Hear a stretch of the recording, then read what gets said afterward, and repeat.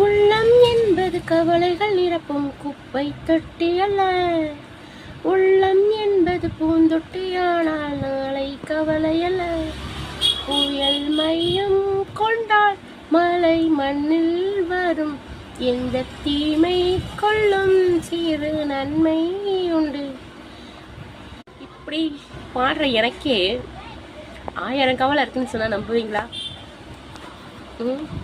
1000ல் ஒன்னே ஒன்று சொல்கிறேன். எனக்கு கல்யாணம் ஆகி வந்ததுலேருந்து ஒரு சொந்தமாக இடம் வாங்கி வீடு கட்டணும் அப்படிங்கிறது ஒரு பெரிய ஆசை. அது எனக்கு மட்டும் இல்லை, நடுத்தர குடும்பத்தில் இருக்க எல்லாருக்குமே இந்த ஆசை உண்டு. இது பேராசைன்னு சொல்லலாம். நம்மளுக்கு நடுத்தர குடும்பத்தில் இருக்கிறவங்களுக்கெல்லாம் நம்மளுக்கு இது ஒரு பெரிய ஆசையாக தான் இருக்குது ஒழிய, ஒரு நிறைவேறாத ஆசையாக தான் இருக்குது ஒழிய நிறைவேற்றிக்க முடிய மாட்டேங்குது. எப்படியோ கஷ்டப்பட்டு நஷ்டப்பட்டு ஒரு பழைய வீடு வாங்கியாச்சு. 23-24 வருஷம் கழிச்சு கல்யாணம் ஆகி வாங்கியாச்சு. அது வீக்காக தான் இருக்கு. அதை கட்டணுங்கிற ஒரு ஆசை இருக்குது. கட்டணும்னு ஆசைப்பட்டு கடன்பட்டு கட்டிட்டோம்னா அதை இழந்துருவோமோங்கிற பயமும் மனசுக்குள்ள பயங்கரமா இருக்குது. அந்த அளவுக்கு இப்பெல்லாம் விலைவாசி அதிகமாக இருக்குது. அந்தந்த சூழ்நிலைக்கு தகுந்த மாதிரியே விலைவாசி. அப்போ கம்மியாக சம்பாரித்தோம், அதுக்கு தகுந்த மாதிரி விலைவாசி இருந்துச்சு. இப்போ விலைவாசி ஏறி போச்சு, எல்லா விலையும் இதாகி போச்சு.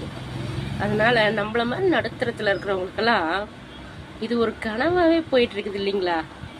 இதெல்லாம் எப்படி தான் நிறைவேற்றிக்கிறதுன்னு தெரியல.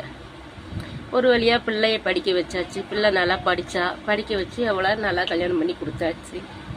பையனுக்கு படிப்பு கம்மியாக போயிடுச்சு. என்ன பண்ணுறது? பையன் படிச்சிருந்தானா நம்ம முன்னேற்றத்துக்கு கொஞ்சம் ஒத்துழைப்பாக இருந்திருக்கும். அவனுக்கு படிப்பு மண்டையில் ஏறல, படிக்கிறதுல விருப்பம் ஆர்வம் இல்லை. அதனால் சிரமப்பட்டுட்டு இருக்கிற மாதிரி இருக்குது.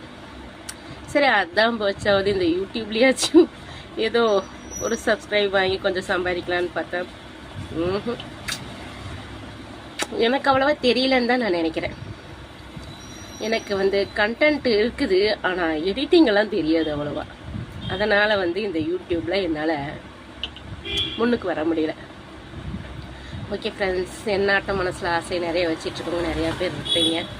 உங்களுக்காக தான் இந்த பதிவு. ஓகே ஃப்ரெண்ட்ஸ், பாய்.